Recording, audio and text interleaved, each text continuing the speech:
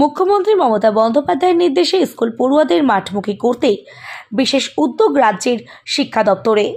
আগামী 24শে ডিসেম্বর মাদ্রাসা বোর্ডের জেলা স্তরের ক্রীড়া প্রতিযোগিতা শুরু হওয়ার কথা রয়েছে।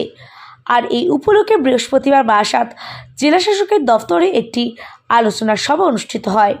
সেখানে উপস্থিত ছিলেন রাজ্যের খাদ্যমন্ত্রী তথা উত্তর 24 পরগনা জেলার মাদ্রাসা বোর্ডের স্পোর্টসের চিফ পেট্রন রতিব ঘোষ।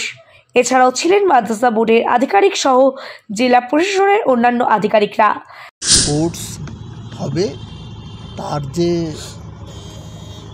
মিটিংটা হলো আর কি প্রাইমারি, সেটা হচ্ছে যে এবছরে আমার ওইখানকার চিফ পেট্রন করে পাঠিয়েছে গাবি, সেই মিটিংটা আমি এসেছিলাম।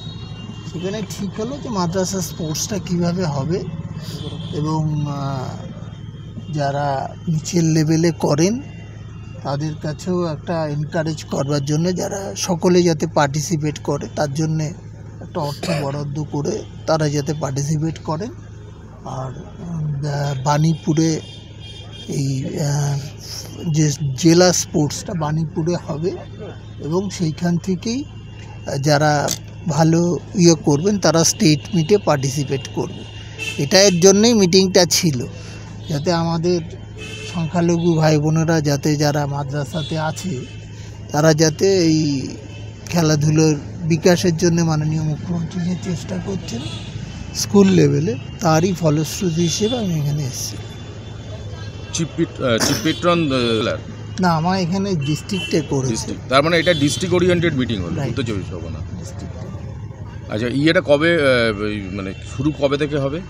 এটা আজকে এটা ঠিক হয়েছে, আমরা ডিসেম্বরের 31-এর মধ্যে এটা ফাইনালি করতে হবে। 24শে ডিসেম্বর বাণীপুরে জেলার যে ফাইনাল ইভেন্টটা হবে আর কি। তার মানে তার সময় নেই। না, ঠিক আছে, ভালো।